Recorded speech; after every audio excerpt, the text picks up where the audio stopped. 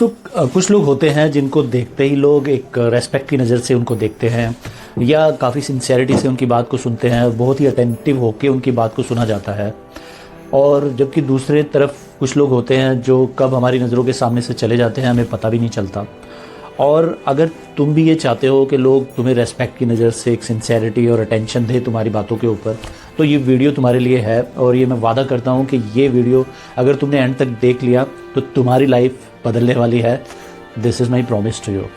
अपनी हेल्थ को मेंटेन करना या अपनी पर्सनैलिटी को ग्लो अप करना इस कोई रॉकेट साइंस नहीं है। ये सिंपल एक डिसिप्लिन है और एक कमिटमेंट है जो हम अपने आप से करते हैं कि हाँ, मुझे अगर ये करना है, मुझे लाइफ में आगे बढ़ना है, तो डेफिनेटली जब तक मेरी बॉडी, जब तक मेरी हेल्थ, जब तक मेरा माइंड, जब तक मेरे इमोशंस सही नहीं होंगे तो मैं अपनी लाइफ को बेटर एक कंट्रोल्ड मैनर में नहीं जी सकता।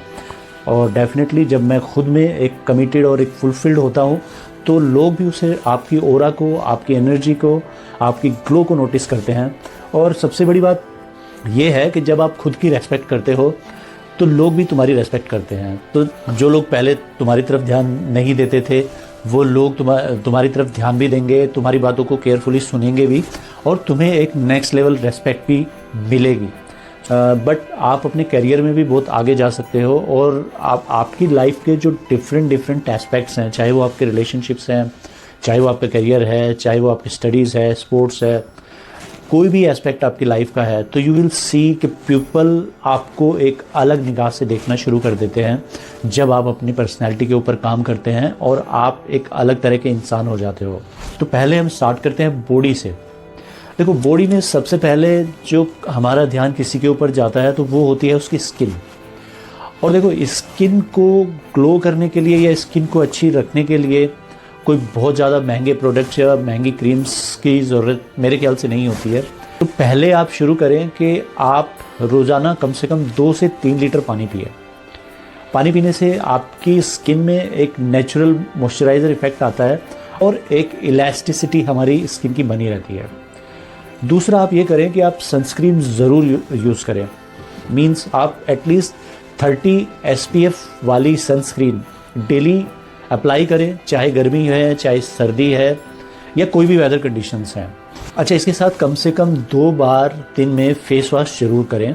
साथ ही रात को सोने से पहले मॉइस्चराइज़र ज़रूर यूज़ करें, स्पेशली जिन लोगों की ड्राई स्किन है या इनफैक्ट जो थोड़े ऑयली स्किन वाले लोग भी हैं उनको भी मॉइस्चराइज़र यूज़ करना चाहिए। और मॉइस्चराइज़र यूज़ करने से एक फ़ायदा ये भी होता है कि अगर आपकी ऑयली स्किन है लेट्स से, तो आपकी ऑयली स्किन में भी इम्प्रूवमेंट आता है over a certain period of time. इसके साथ आप एक काम और करें कि वीक में कम से कम एक बार अपनी स्किन को एक्सफोलिएट ज़रूर करें। तो कुछ केमिकल एक्सफोलिएशंस होता है, लेकिन केमिकल एक्सफोलिएशंस हमेशा डर्मेटोलॉजिस्ट की सुपरविज़न में ही होना चाहिए।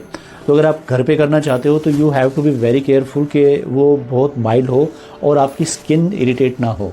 लाइक आप AHA and BHA exfoliate use कर सकते हैं और उसमें बहुत लाइट कॉन्सेंट्रेशन के साथ आप स्टार्ट कर सकते हैं। और जब ये एक्सफोलिएट आपकी स्किन होगी तो इसमें एक नेचुरल ग्लो और अंदर की जो एक सॉफ्ट स्किन होती है वो बाहर नज़र आने लगती है। अच्छा, बॉडी में दूसरा एस्पेक्ट होता है हमारी फिज़िक।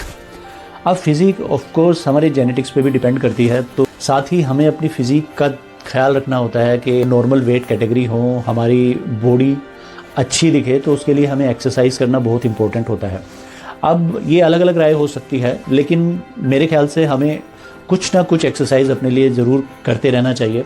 जैसे आप नॉर्मल वॉक से शुरू कर सकते हैं। लेट्स से अगर आप 15-20 मिनट वॉक स्टार्ट कर सकते हैं, या अगर आप कुछ नहीं करते तो आप घर पे ही अपने बॉडी वेट के साथ कुछ एक्सरसाइज कर सकते हैं।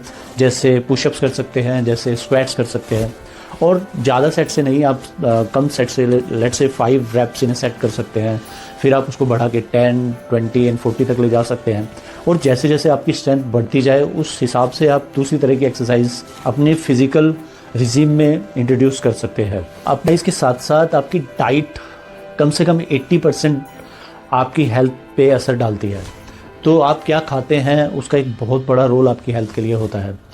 तो ऑफ कोर्स हमको कम खाना चाहिए। तो और कम खाने का मतलब ये है कि अब ये डिपेंड करता है कि आपकी अपनी पर्सनैलिटी कैसी है। मीन्स कुछ लोग होते हैं जिनको रेगुलर इंटरवल पे खाना होता है, कुछ लोग होते हैं कि जो लंबे टाइम तक स्किप कर सकते हैं खाने को। तो आप अपने मिजाज को देखो, आप अपने टेम्परामेंट को देखो कि आपको क्या सूट करता है। तो इंटरमीडिएट फास्टिंग हम सबको करनी चाहिए। इंटरमीडिएट फास्टिंग होती है कि आप अगर 3 टाइम खाते हैं तो आप 1 टाइम का खाना स्किप कर दीजिए। तो मीन्स आप सुबह, दोपहर, शाम की बजाय आप दोपहर का खाना या रात का खाना या इनफैक्ट सुबह का खाना स्किप कर सकते हैं। तो एक खाने का एक विंडो होता है, तो आप उस विंडो में कुछ भी नहीं खा रहे होते हो, और उसका फ़ायदा ये होता है कि हमारी बॉडी में जो ब्लड शुगर होता है वो मेंटेन रहता है, और उसका एक लॉन्ग टर्म में बहुत ही पॉजिटिव इफ़ेक्ट भी होता है हमारी हेल्थ पर।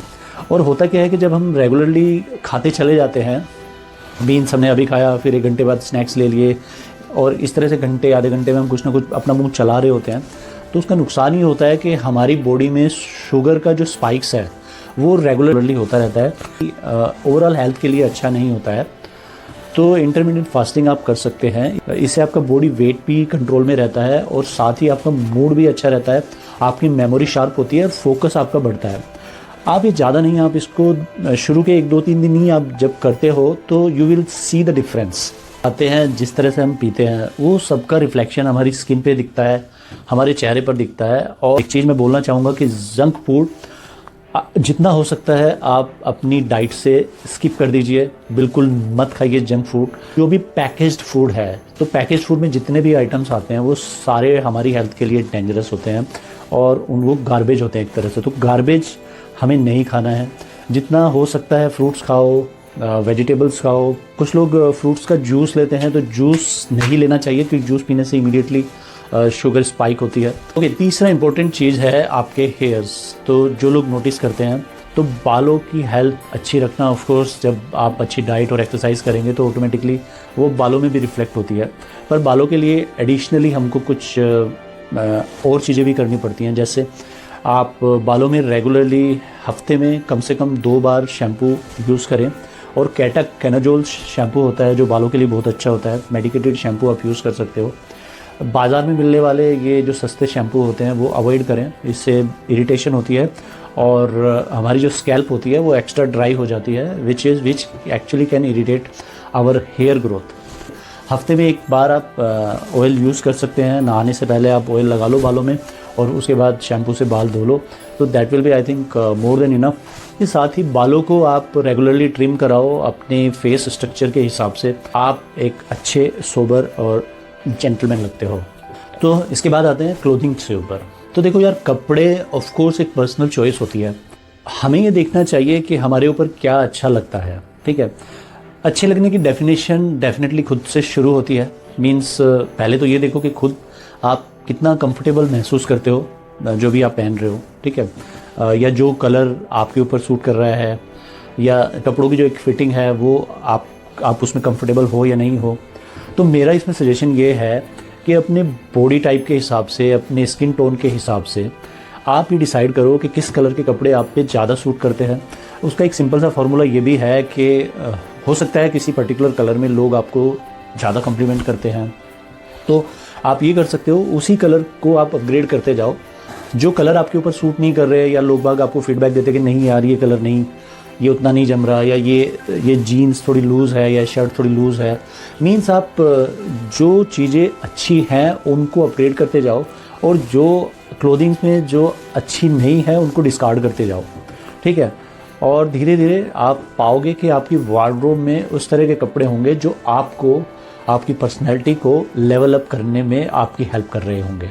ओके, नेक्स्ट आते हैं अपने माइंड के ऊपर। सबसे पहली जो एक फाउंडेशन है वो है हमारी बॉडी, जिसके बारे में मैंने पहले अभी आपसे बात की। अब आते हैं माइंड के ऊपर। तो एक स्ट्रॉन्ग माइंड एक स्ट्रॉन्ग बॉडी के ऊपर ही खड़ा होता है, ठीक है। तो माइंड को इम्प्रूव करने के लिए हमको करना चाहिए माइंड को शांत, और माइंड को शांत करने के लिए सबसे इम्पोर्टेंट होता है मेडिटेशन, ठीक है।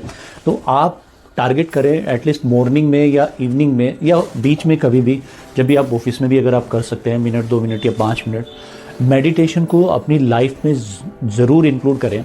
आप देखोगे आपके थॉट में क्लैरिटी आती है, आपका जो दिन भर का स्ट्रेस होता है उसको आप बेहतर तरीके से डील कर सकते हैं। तो एक हो गया मेडिटेशन। दूसरा, आप इंक्लूड करें अपनी लाइफ में जर्नलिंग, ठीक है, ग्रेटिट्यूड जर्नलिंग जिसको मैं कहता हूँ। तो शाम को हम ये कर सकते हैं कि हम लिख सकते हैं कि क्या चीज़ें हमारी लाइफ में अच्छी हुई या क्या चीज़ें मैं और अच्छी कर सकता था कहाँ पर, और उसमें ग्रेटिट्यूड्स वाली चीज़ें लिखें। मीन्स मेरे साथ क्या अच्छा हुआ, लोगों ने मेरे साथ कितना अच्छा बर्ताव किया, कितने लोग मेरे साथ हैं। मीन्स पॉजिटिव चीज़ें लाइफ की, एक थैंक यू वाली फीलिंग दिल से आए कि हाँ यार ये चीज़ें मेरे साथ कितनी अच्छी हो रही हैं। और आप देखना थोड़े टाइम के बाद ही, आपको एक हफ्ते के बाद ही रियलाइज़ होने लगेगा कि लाइफ में कितनी अच्छी चीज़ें हमारे साथ हो रही हैं जो हम जिनके ऊपर ध्यान ही नहीं देते और कभी सोचते नहीं। तो हमें लगता है कि हमारा लाइफ काफ़ी दुखों में जा रहा है, जबकि ऐसा है नहीं। एटीट्यूड हमारे दिल में हो तो वो अगर रहेगा तो डेफिनेटली हम काफ़ी चीज़ें लाइफ में अच्छे से कर पाएंगे।